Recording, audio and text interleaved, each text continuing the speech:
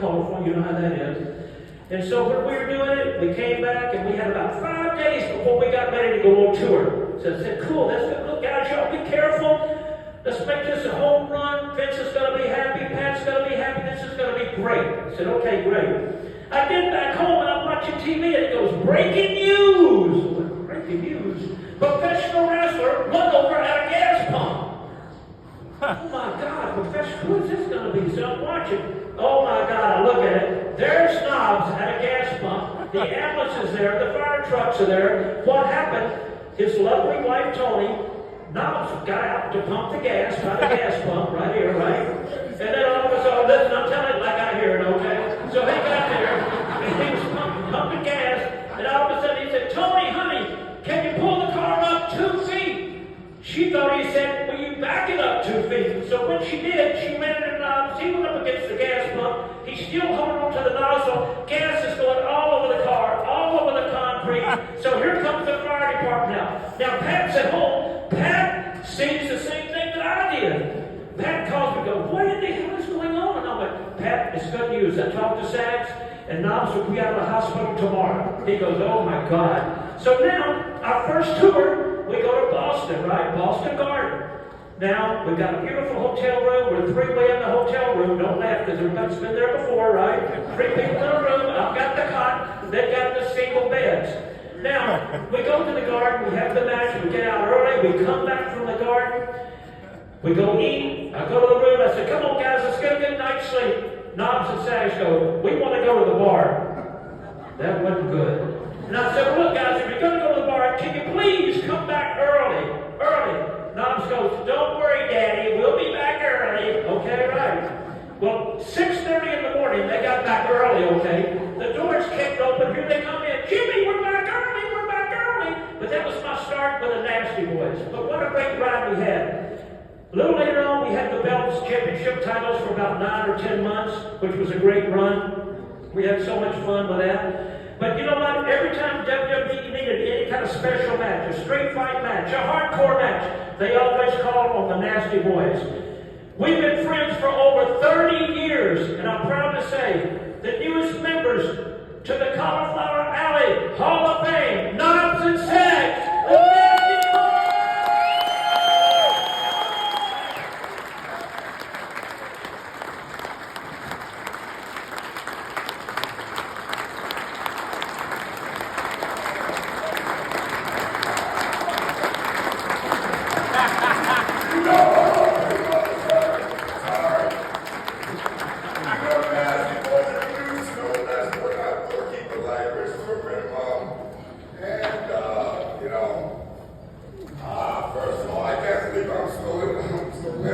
Oh shit, I've been on that wrestling set list for 35 years and I'm still here and Hogan says nobody wants me, so I must be right. I'm here to still entertain you and still say what I want to say because right now I'm stoned as hell. I'm having a good time. We love you, baby! This is one of the greatest honors. I mean, actually, before we just came from the International Hall of Fame, which was awesome with Greg Gagne and all that. We came right from here to the CAC. But this one has a special one to my heart because, you know, I heard a lot of, heartfelt stories out there. And yeah, I almost died here the last 5 years. My health has been shit, you know. You don't want to lose 100 pounds, get sick, get almost die. It takes it right off just like that. You don't even know it. You wake up and there's 100 pounds gone. You didn't know you almost died, but you know, hell, you just gotta live life with a smile on your face. So anyway, you know, it's just, they gave us this one. When I was down and out, CAC gave me money for rent. When I needed help, they were there behind me. Brian Blair, I love you, my mother. I can't say more than heart to heart, man. You know that. And you need worry about yourself. Just had back surgery. Rehab, brother. Don't keep pushing yourself. We're too old for this shit. We're having fun. Just talk to run. Yeah.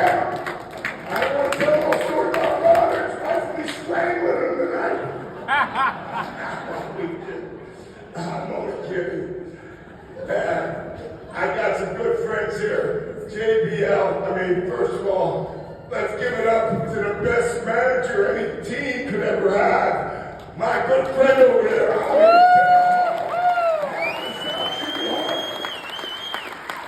He's been like my second dad. I swear I lost my father 2 years ago, and he's been there. I call him 3 times a week. He'll pick up that phone all the time and tell me, do this, now do that.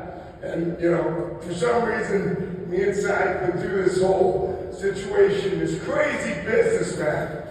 We're in a crazy business when me and Zach got in, when the crazies were crazies. We're talking about Teal Piper, your dad.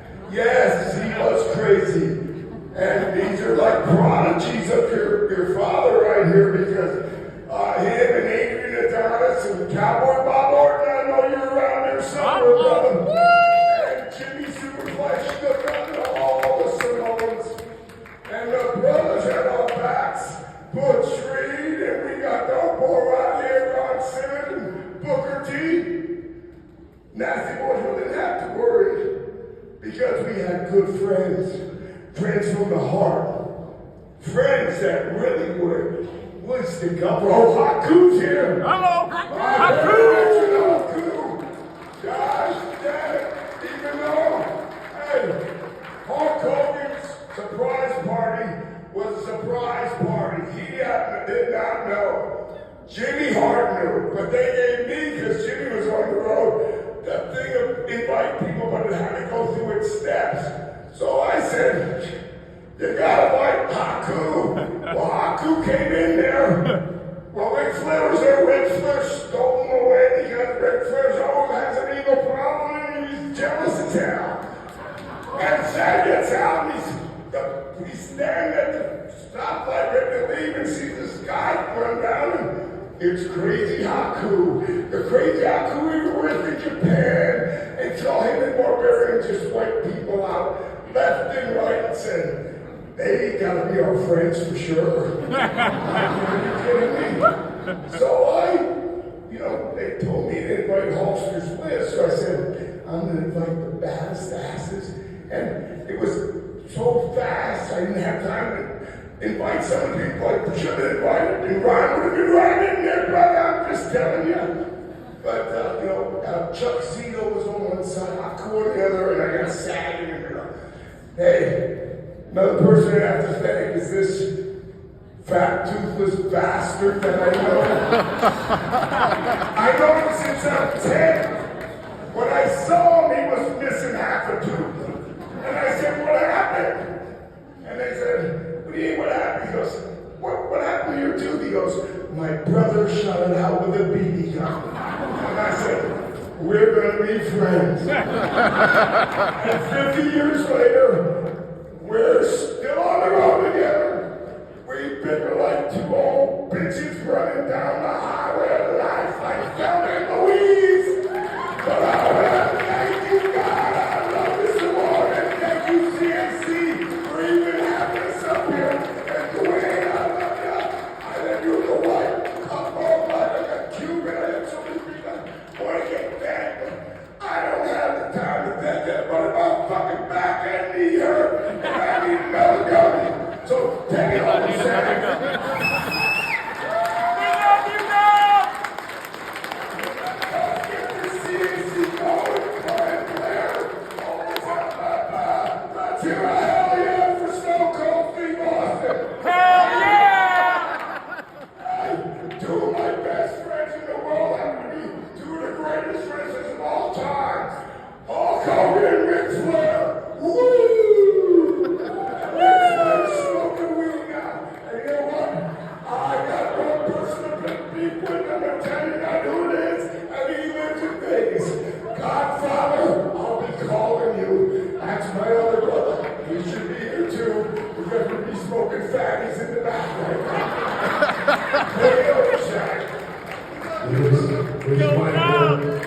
Good God.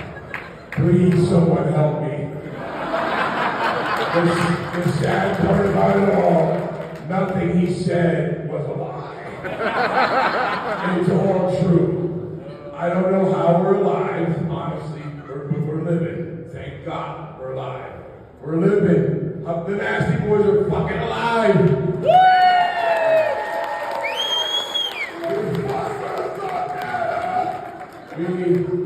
We were lucky enough to have one of the greatest managers in the history of wrestling, the Mouth of the South, Jimmy Hart. There's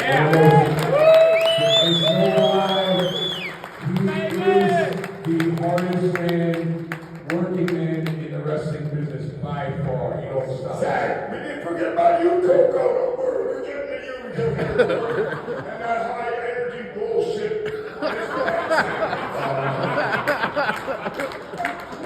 Yeah, we can tell you stories about Coco and Frankie.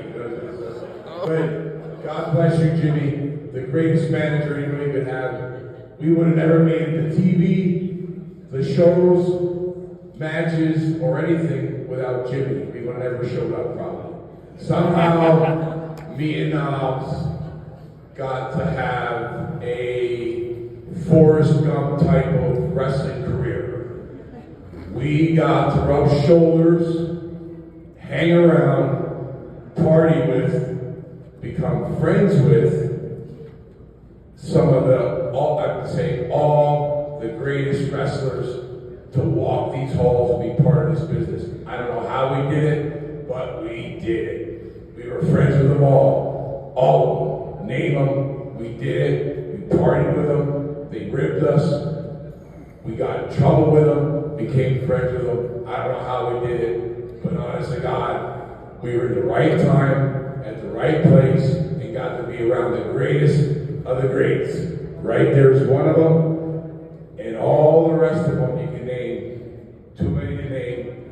We got to do it. Thank God. Timing is everything in this business, and we were there at the right time. We did get a little trouble on the way a few times. We did not burn down or try to burn down that hotel in Grand Forks, North Dakota, called the Western O. That was Kurt Hennig. He was one of our mentors, and he was a crazy son of a bitch. And he said he had a feud with the booker there, and his name was Wallow McDaniels. The other booker was Ray Stevens. So he had me and Sag in a big, pulled up a big old Kurt's big old truck, and me and Sag sat there. We had 250 barrels of Roman candles apiece, so that's 100 shots. There went Curdy, lit the fuses, knocked on that door, and wow, open it, big bang, bippity, boom, boom, boom.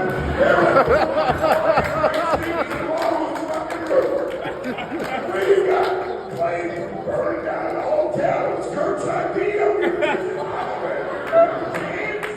We didn't know any better. This business really fucked my head up. I love you. That's what I did. All the love wasn't for all you fans out there, all you fans, and all you wrestlers. We would not be here today, and I cannot thank everybody and all you fans behind all of us wrestlers, man. Because I'm telling you, from the bottom of my heart, everybody feels the same as I do up here. We love you, man. We fucking love you. We love you, man!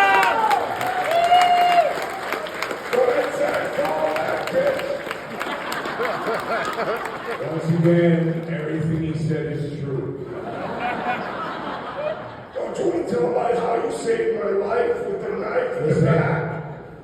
We're also a tag team. Illinois, you don't want to say that? No. I come in, I got stabbed at a show in Peoria. He did send me, but we had Mike Rotundo, God bless his soul, I could talk to him. Ray Wyatt, we love you. I mean, Wyndham. I know you since you were a little kid. I love you to death. But anyways, it's me, Rotundo, and Zach in the car. And we actually got these people so mad at us, they want to stab us. Can you believe that? So I got out first. This guy came out, he was punching, but he had a boot knife, and he stabbed me 4 times. So I felt the blood coming down. I held the hand. As it says, he's got a knife. The guy yelled at me, lunged at Sags, hit him in the leather jacket. Sags first raced him, smashed him right on the ground. His buddy came with jumper cables and sagging it, 18 stitches. Where is Mike Rotundo, the all-state Syracuse University football player and wrestler? He got dotted in the eye, his glasses were broken, he's laying on the side of the curb. We wiped everybody out there laying on the ground. I said, you can go to the hospital. So I put my arm up, and all the blood came, like coagulated on my open waders, underneath my open waders sweatshirt. So this asshole came to the emergency room with me, and they pulled it up, and all the blood hit the floor and went, and my partner went, it's liver! I said, get that asshole out of here! We've been through a lot, man. But I'll tell you, we love this business. There's nothing like it in the world. I mean, who else can tell Mel Gibson to kiss his ass and, Arnold to go blow himself? The nasty boys. Go ahead, Zach.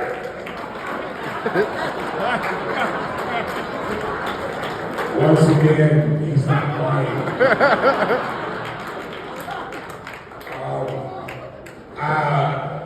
Something else we achieved in the wrestling business, we never had a returning or a resident. We were always, asked to leave, we were always fired. Everywhere we worked, we were fired or they ran the company to the ground.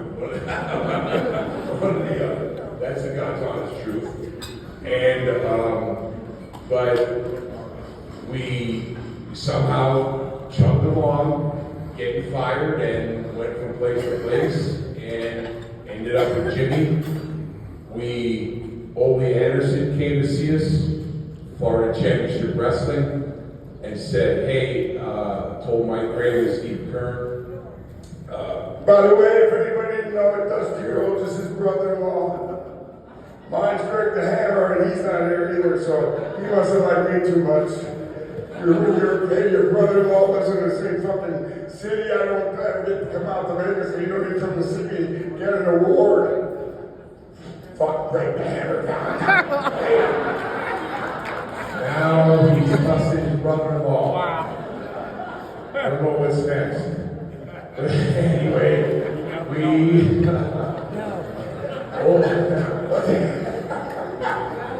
Dusty would never get fucking like a monkey and pumpkin you will, baby. Because Dusty, he was running the company in Florida, and he was with my grandma in the car, and he and Dads were the Florida Tag Team Champions. But they won't to pay us $10 a piece. So when Dusty Rhodes saw while they pulled up on the side of the Cubs convenience stores, me and Zags, and we had no money, so we were eating sandwiches and drinking gluttonly like pigs. We didn't know he didn't see us. He left. So the next day we came in the Florida Championship Wrestling. We got called right to the office, and Dusty sat down there, and he goes, I just want to know one thing. Please tell me that wasn't my Florida Tag Team Champions raping and pillaging the convenience store last night. I said, you saw that? Go ahead, Zach. Okay, he's not lying about that either. Hey, Ron, you know we're up here. You know we're not going to stop. Yeah, fuck everybody else. We're up here now. That's how long it took me to get out there. It's 2 steps. About 45 minutes. God damn it. It's like inviting him to your party. He's a thing that never leaves. Ever. God bless you, Brian Blair. We love you. Close, long-time friend. These 3 guys right here. We need Sam Munchnick here. That's what's wrong with this. We need Sam Munchnick and Bulldog Pop in Singapore, where you don't get paid in Frenchie morning. Frenchie morning, we love it. Sam Munchnick. That's a whole other story. We were stranded in Singapore with Brian Blair wrestling the Killer Bees, and we got time. That's really funny. Well, I think you've heard enough stories. I don't know what the saying was. I don't know, but Jimmy Hart's first story, he's lying. He was with us for 10 days, not one. Then at the end of 10 days, he looked at us and gave the keys. He goes, "You guys know the road now. Have a good time. I'll see you at the building." You're an hour before. We said, "Okay, Jimmy." At one time, me and Sam actually were getting traded between cars. Greg Hammer's car and Hacksaw's car. Hacksaw had Hawk from the Road Warriors. I guess Hacksaw got sick of the Haku. Well, that's what Hawk did all the time because the TV didn't accept them. So I guess he got on Hacksaw's nerves. And all of a sudden there was, Greg. And Greg didn't mind it. He's my brother-in-law. He's taking me. And all of a sudden there's a train going on. Two nasty boys for one Hawk. And all of a sudden, I don't even know what's going on. We're getting traded inside the airport from ride to ride. What we're going to do? It ended up that Greg had all of us in there. And we had Hawk with us too. And I'll tell you, right, Ron, what is Hawk doing? What would Hawk say? What are you doing, Hawk? Hawk would say, he'd look in the eye and say, "Anything I want. Fine with me, Hawk. And Haku, I'm not even going to start the stores on you. I'll get you in trouble too.